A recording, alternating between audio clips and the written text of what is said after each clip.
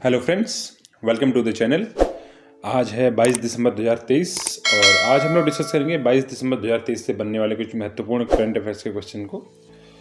तो चलिए शुरू करते हैं आज के हेडलाइन से। तो आज का पहला अपडेट है, हाल ही में अंतर्राष्ट्रीय गीता महोत्सव का आयोजन हरियाणा के कुरुक्षेत्र में किया जा रहा है। नेक्स्ट है, प्रथम विश्व उड़िया भाषा सम्मेलन 2024 में उड़ीसा के भुवनेश्वर में आयोजित किया जाएगा। नेक्स्ट है, हाल ही में जारी राष्ट्रीय अपराध रिकॉर्ड ब्यूरो यानी कि national crime record bureau NCRB के आंकड़ों के अनुसार खाद्य पदार्थों में मिलावट के मामलों में हैदराबाद देश में पहले स्थान पर है। नेक्स्ट है, हाल ही में मध्य प्रदेश के खंडवा में 8वें जल महोत्सव का आयोजन शुरू किया गया।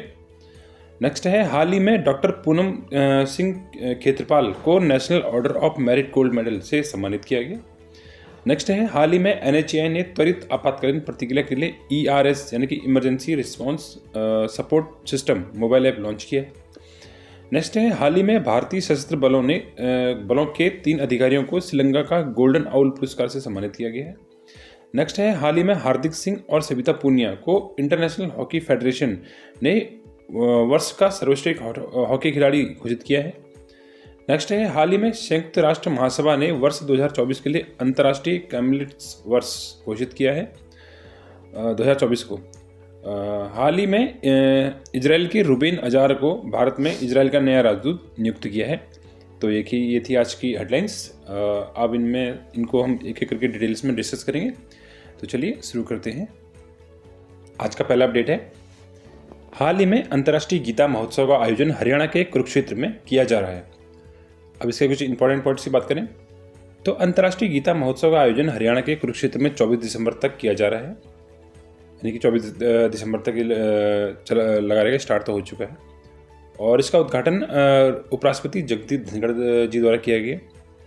इस महोत्सव की इस बार की थीम की बात करें तो थीम है वसुधैव कुटुंबकम, श्रीमद् भागवत गीता और वैश्विक एकता। ये इसकी इस बार की थीम है और इस बार असम को इसका मुख्य पार्टनर बनाया गया, मुख्य भागीदार राज्य बनाया गया है। मुख्य पार्टनर राज्य है असम इस बार का।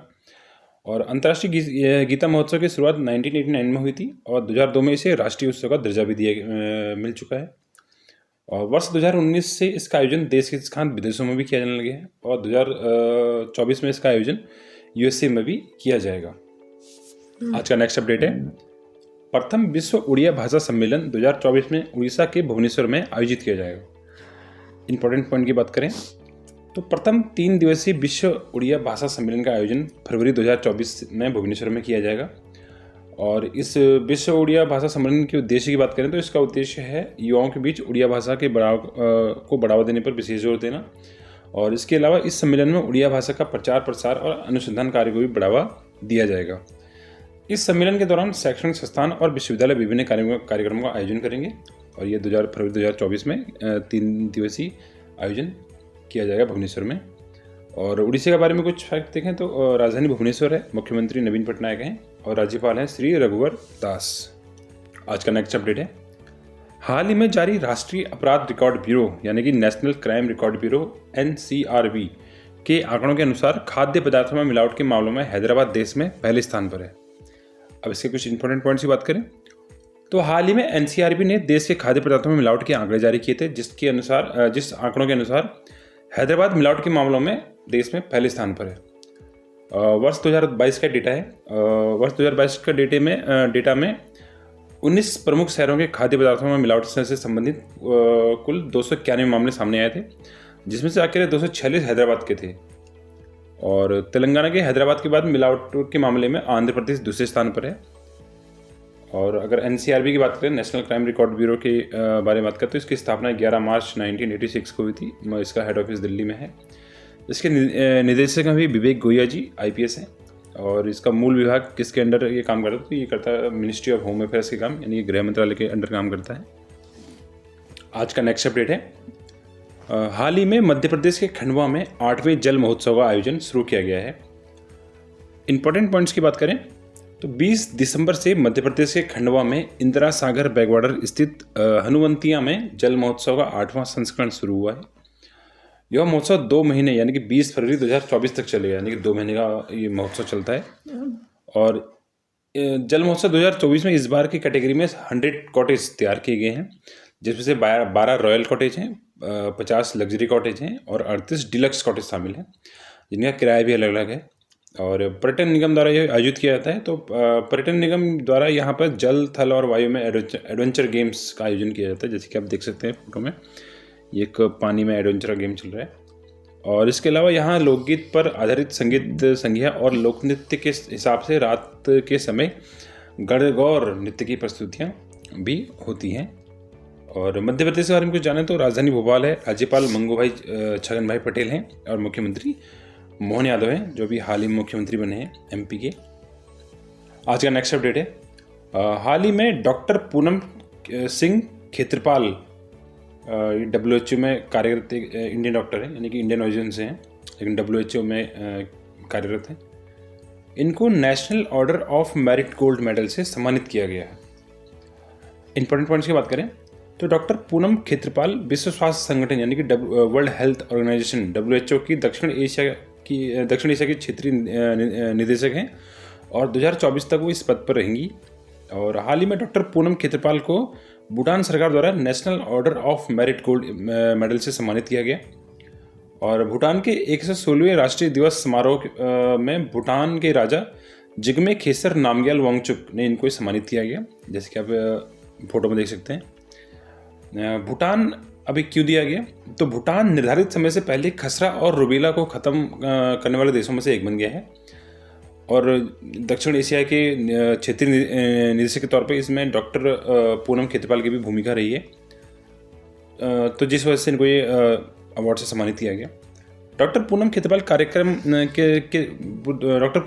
कार्यक्रम के दौरान दक्षिण एशियाई क्षेत्र की उल्लेखनीय प्रगति को देखते हुए भूटान सरकार ने उन्हें सम्मानित किया है, जैसे कि मैंने बताया। तो क्योंकि भूटान खसरा और रुबेला को खत्म करने वाले देशों में से बन गया है, वो भी निर्धारित समय से पहले, तो जिसमें इनकी बड़ी भूमिका होगी पूनम खेत्रपाल जी की, जिस वजह से इनको सम्मानित किया गया है इस अवार्ड से। और WHO की बात करें यानी कि वर्ल्ड हेल्थ ऑर्गेनाइजेशन की बात करें तो इसका मुख्यालय जिनेवा स्विट्जरलैंड में है।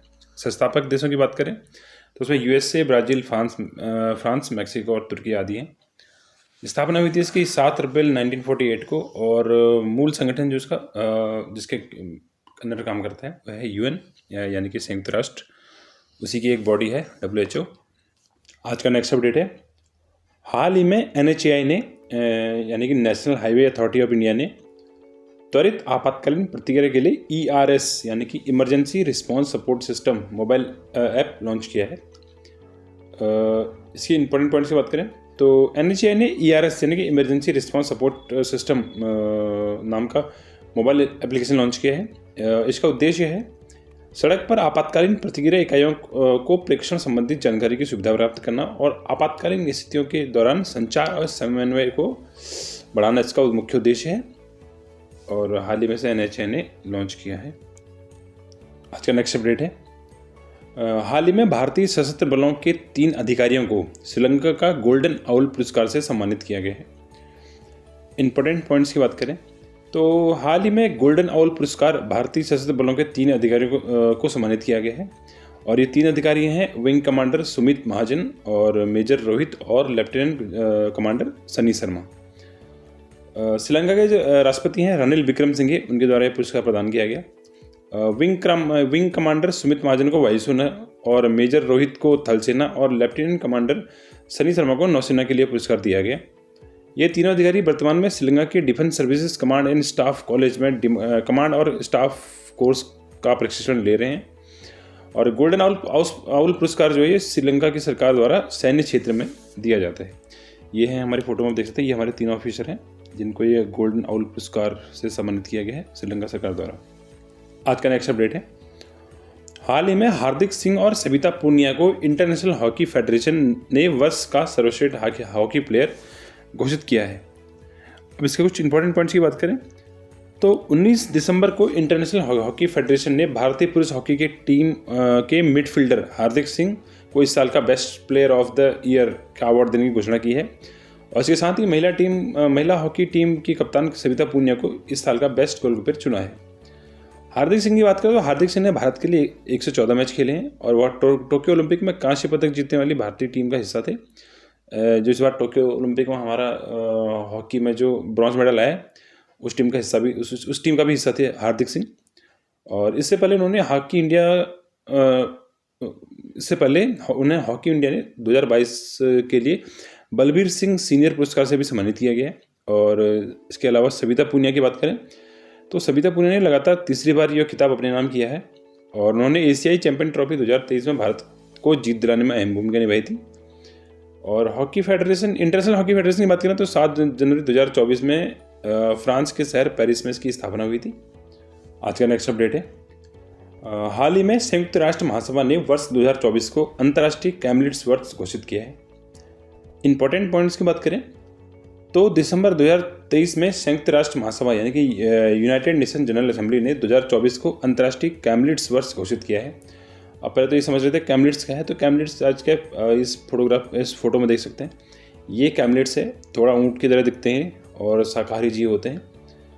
अब इनके लिए वर्ष 2024 को अंतर्राष्ट्रीय कैमलिट्स वर्ष घोषित किया है। तो इसके पीछे की वजह है कि कैमलिट्स हैं एंडीज पर्वत श्रृंखला के ऊंचे क्षेत्रों, अफ्रीका और एशिया के सूक्ष्म और अर्ध सूक्ष्म क्षेत्रों में पाए जाते हैं।